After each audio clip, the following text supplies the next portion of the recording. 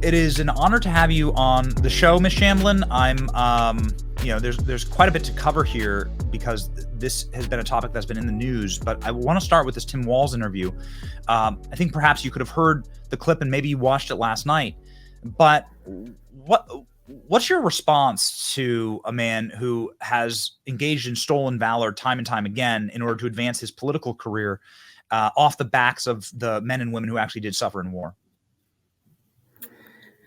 Thank you so much for having me. I did see that interview, and I just am always struck how they can spin things around. I mean, there are clear facts here, and he left his unit and came back to run for Congress, and that's not what the military, it's not how the military is supposed to work. So it's hard. I appreciate everybody's service that they do give, and I think that it's good enough to give that service, and you should be proud of that.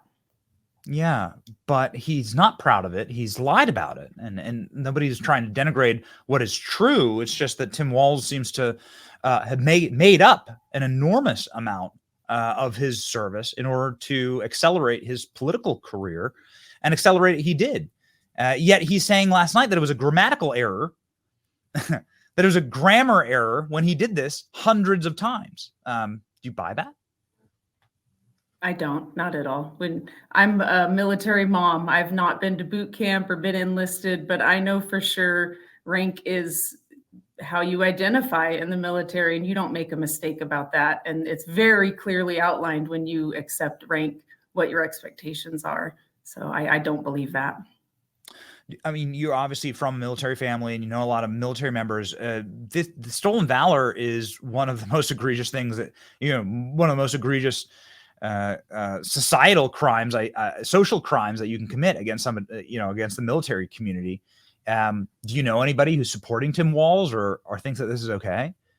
Permissible? I do not. Nope, I sure don't. Yeah. Everybody I know thinks of, military rank as something to be earned and respected, but you have to earn it. Yes. And as final question on Tim Walz here, but your daughter deployed to actual war zones in Afghanistan. She went and fought and gave her life for this country. Tim Walz regularly says that he went to war. He didn't. He regularly claimed to be veterans of wars in Afghanistan, but he didn't deploy to Afghanistan, nor is he a veteran of the war in Afghanistan. He even made posters about claiming these things and wasn't that. In fact, when the gunfire started, he ran the other way and abandoned his troops. It's got to sting a little bit with somebody with your background, witnessing a man like within a heartbeat of the commander-in-chief role who has that background.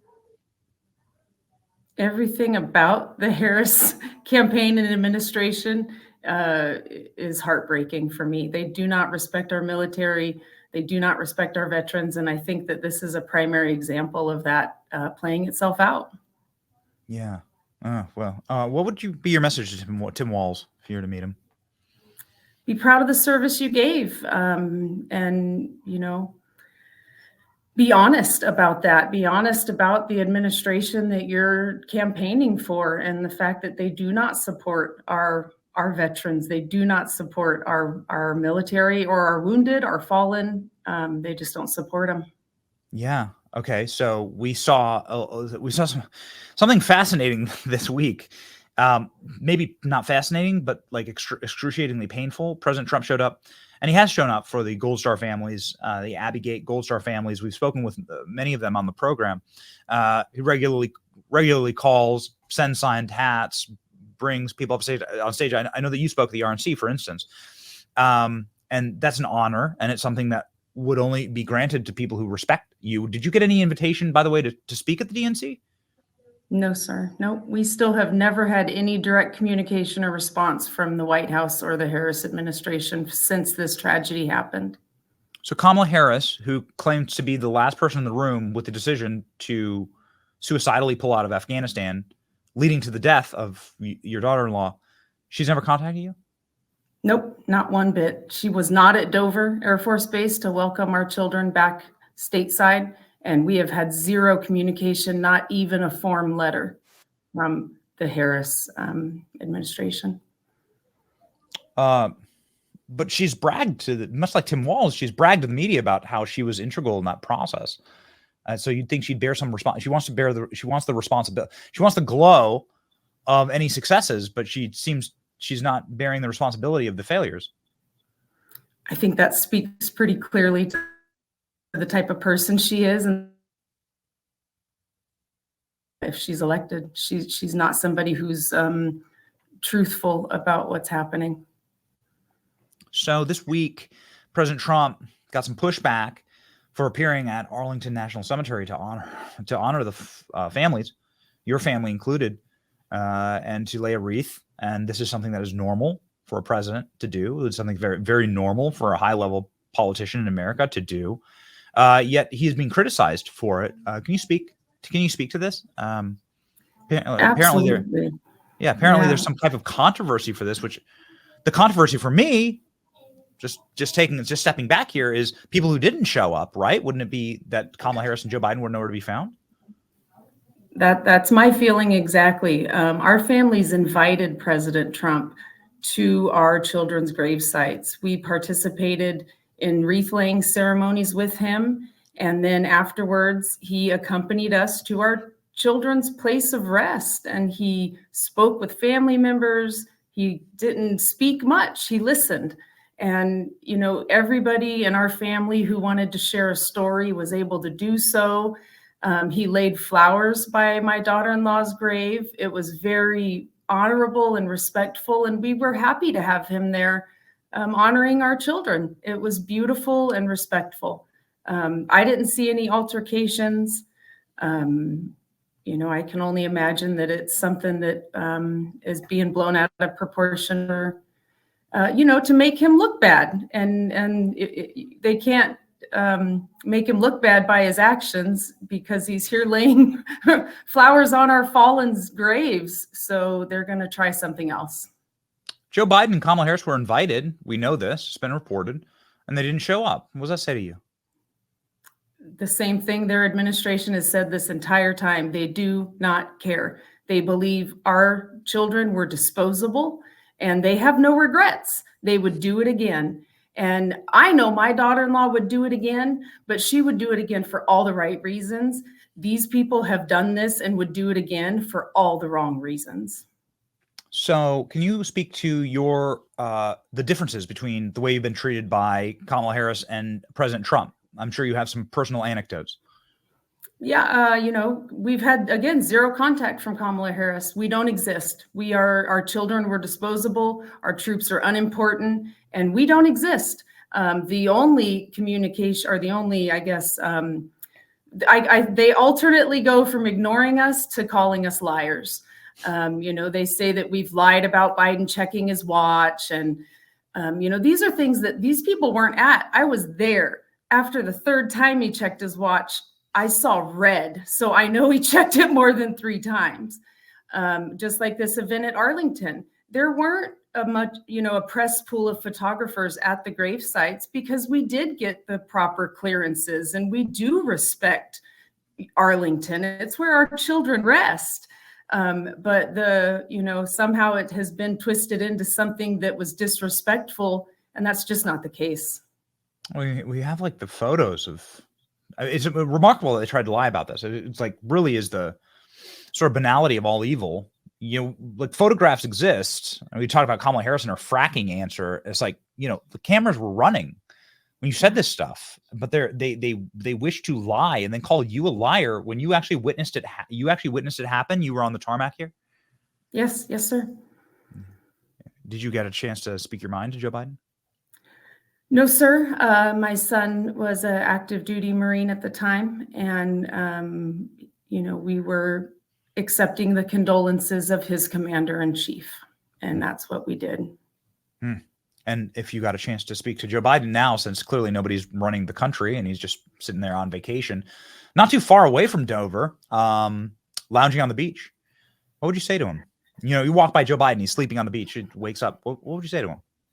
I'm so sorry that nobody has taken care of you for the last few years. He was not altogether with it when we met him at Dover.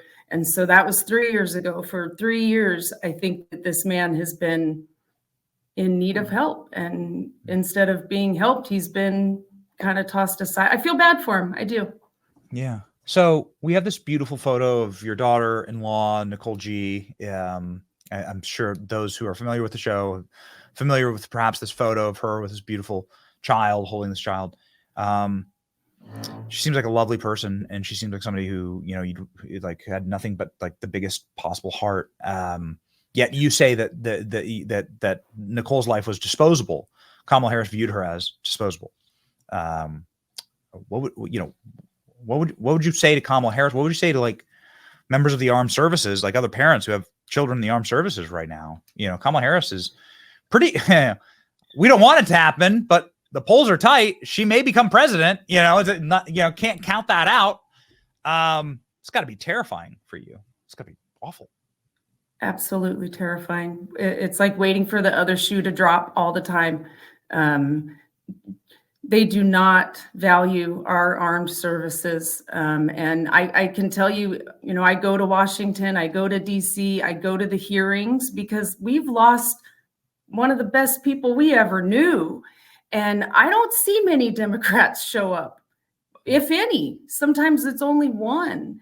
And we have to change that. Our armed services are important to our freedom as a nation. And our armed service members don't ask what your political affiliation is before they defend you. They defend you because you're American. Yes.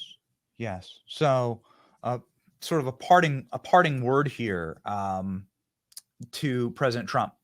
Obviously, I assume that you want President Trump to become president again. And your message, so like 68 days from the November election, and you've lost the most anyone can ever lose in life. A parent losing a child, there is no more excruciating pain on this earth. I hope to, frankly, I hope to never feel it. And I think every parent does.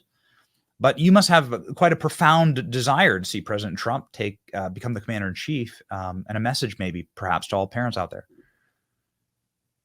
Absolutely. I have come to know him and respect him.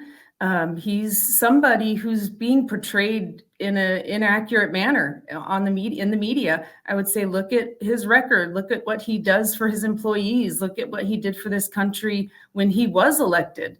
And we need to go back to that. Nothing hits me quite as close to home now as when he says, they're not after you. They're after him, so they're not after you. And I feel that way now too. Like if they're going to come attack Gold Star parents, who aren't they going to attack? And why? You know, you have to ask yourself why, because there's a reason. Yeah, I guess the reason is because they have there's no basement here, right? Like nothing is sacred. Yep. This isn't sacred. You know, President Trump laying a wreath at your children's grave. Like you can't stay away from the visceral politics, even in this moment. You can't just like turn it off and like chill and just let like a man do a good thing. You invited him, right? Like absolutely. Yeah. He cleared time in his schedule to pay respects to all three that were lost on August 26, 2021. And he made sure to make time for each and every family and each and every one of them, you know, that had passed on that day on the anniversary. And it was full of respect and honor. He didn't make he didn't talk much. I don't think I heard him say, you know, more than a couple words. He was listening, and it meant the world to our families. It really did. And Kamala hasn't even contacted you. Not even a letter. Wow. Well, that should say it all, right? If you're listening, that should say it all.